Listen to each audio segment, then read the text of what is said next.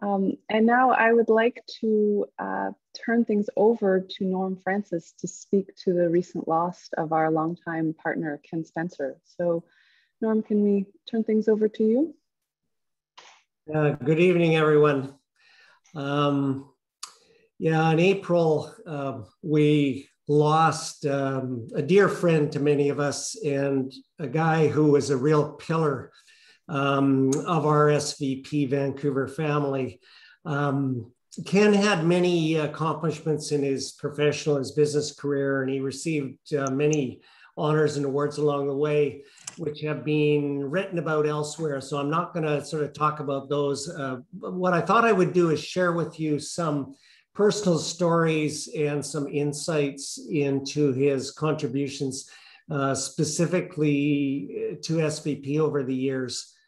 Ken and I met one another, I think it was in the late 80s, through when the tech business was, if you can believe it, a very small little business, and most people knew one another. And through that, we were on a number of little tech industry committees together. And later, I was asked, I think because of Ken, onto the Creo board, of which he had been a co-founder, and so spent a fair amount of time professionally on the Creo board with Ken. And kind of through that relationship, and I think it was around, I was thinking about this as the turn of the century, I think around 2000, late 90s, we started cycling together because many of you will know Ken was a keen cyclist sort of through his life. And so we started cycling together. And I think after a couple of years of doing that, I think it was around 2003, we were cycling, and I had been part of the founding group partners of SVP in 2001. And we were talking about SVP, and I'll take a little bit of credit for kind of alerting him to that and convincing him that, you know, he should, well, convincing is probably not the right term, but that SVP might be something he'd like to get involved in. And it was good timing because Ken was on a quest at that time to give away in his lifetime much of what he had earned through his hard work and his risk taking. And so it was very, very timely.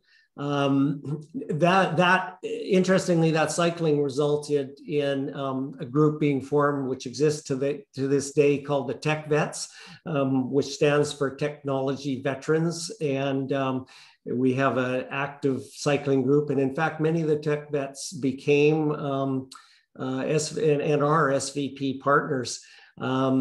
And as an aside, for those of you who knew Ken, he ruled the Tech Vets with an organized and iron fist. God be damned if you showed up 1 minute late for the start of the ride, and if you didn't have your Tech Vets jersey, you were in trouble. Now, partway along the way, now I should say that when Ken, and I believe it was a joint decision, when Ken joined, it was really, we got a double hit. We got a double score because we got Judy also, and they both in different ways really devoted themselves to many, many different things at SVP. And so we got the benefit of both of them. And then later the SpencerCreo Foundation's contributions. Judy bore in as the chair, soon after that as the chair of KidSafe, which was one of our first two ever investees. Ken joined the board partway along the way, and I believe he was on the board of directors of SVP for approximately 10 years and chaired committees like the partner committee. And that's why many of the people that are at SVP today as partners are sort of, I'll call them friends of Ken, that he had twisted arms to get involved. One particular series of events that I remember quite well was after the 2008 financial crisis. We, SVP, we were down to about 25 partners, maybe 30 partners. There wasn't enough money in the kitty to kind of do a grant, I think in 2009. And So Ken, along with a few of the other of us, I remember it very well. We had a breakfast at a place called Paul's on South Granville, and we invited along David Sutcliffe, and David had been the founding chair back in 2001 of SVP, and we really felt some of us, Ken, had initiated that we needed to kind of rebirth the SVP, and we twisted David's arm, and he came back as chair for a number of years. But Ken was sort of very, involved in that. And as part of that, I remember one kind of challenge of the board. We were having to pay fees to SVP International. And where we had kind of started in the early days with SV, that's where the SVP name, had come from. And we were questioning whether we were getting value for the money and stuff. And so Ken went and said, look, I'll look into it and I'll make a recommendation. And Ken, being the very thorough guy he was, went off, did a whole bunch of research, came back when many of us were kind of thinking this is kind of a waste of money and maybe we should just have our own little Vancouver-based, foundation. Ken, strongly recommended that we stick with SVP International, and that has served us well to this day. Some of you who are newer partners may not know that SVP years ago pioneered the early support of social enterprises. Social enterprises, which are now, it's a well-known concept, but in those days it wasn't very well known in Vancouver. And Ken and a number of us formed, we did 3 separate funds, and in total raised, I think, close to $800,000 or $900,000 in partnership with Van City and the Vancouver Foundation, three different funds. And Ken was integral to that.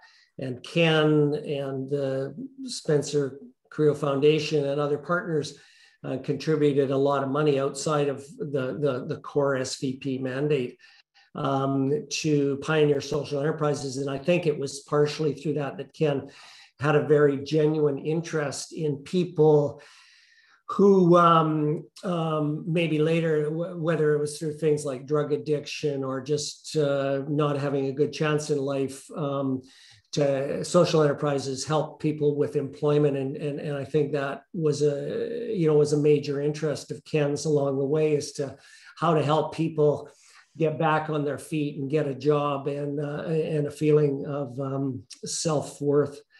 Now, another few things I sort of remember as fond memories is at one stage in our life, our granting process was, there was sort of a group of recommendations made by the grant committee, and then there was kind of a beauty contest held where all partners sat in the audience, and the short list would kind of present their story, their pitch, almost like a pitch deck kind of deal.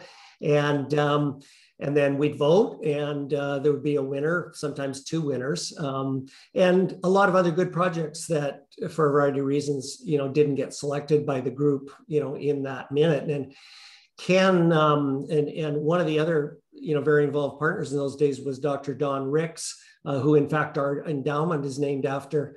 And there'd be a group of people sitting there, Dr. Ricks and Ken and myself and others. And Ken was always good at looking, aside, and he'd say, gee, did you like that one that, didn't win?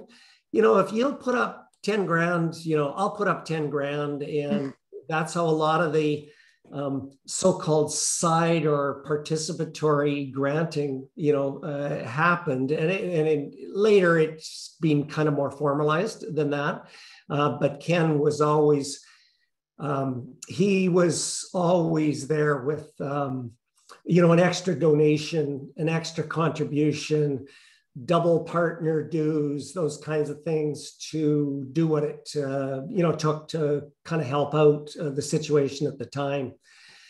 Now, another major thing, along the way, we started talking about a number of people at SVP, the whole concept of shared services, and Ken was very integral to that. And that's kind of how we resulted, how at SVP we started doing things like the IT contributions that exist today as shared services, the donation donation advice. And later, as a result of that, Ken and the SpencerCreo Foundation and the family created the SpencerCreo Center. I think it was as a result of kind of all of that discussion around shared services. And as you know, SVP themselves has offices there and many other nonprofits. It was a way for them to get economical, good office space with meeting rooms and shared facilities. And Ken really believed strongly in that concept and kind of pioneered that. I don't know, it was probably 7 or 8 years ago, I'm guessing. That was also a, sort of an important contribution. And, as you know, some shared services exist within, SVP, to this day. Ken really, all the way along the way, he really embraced the engaged philanthropy model. I think the engineer in him, as some of you will know, he was a very accomplished engineer with many, academic degrees and an MBA, in fact. He was a self-professed nerd, and he really loved to learn about whether it was about bikes or whether it was about what was going on in philanthropy. He really loved to investigate and learn and educate himself. And I think that's what he and Judy were doing it together at SVP. And I think it was an embodiment of the SVP model. And he really, really enjoyed that. Now, aside from SVP, it is worth saying that Ken and the SpencerCreo Foundation have given back the community in many, many, other ways. Many of you know about his longtime board contribution and monetary contribution to Science World. He roped in a lot of other people from the tech industry onto the boards of Science World along the way, donated a major amount of money for the Ken Spencer Science Park that's in front. He, got involved and donated to entrepreneurship programs at the engineering school at UBC. The SpencerCreo Foundation contributed to a major project in Guatemala. I can go on and on about the other things that Ken believed in. The SpencerCreo Foundation, I think it's worth saying also that they support programs for people are trying to get their feet back on the ground and get an education and get a job. That's an ongoing, part of the SpencerCreo Foundation. So, Ken and his family made, many, many other contributions. And I hope that sort of shows you, those of you who didn't know Ken well, that, he was a real model SVP partner and a model citizen. And I think his legacy and his contributions to the community and the broad community of the world are something that we can all aspire to emulate. And Ken, you'll be missed. I'll turn it back to you. Thank you very much, Norm.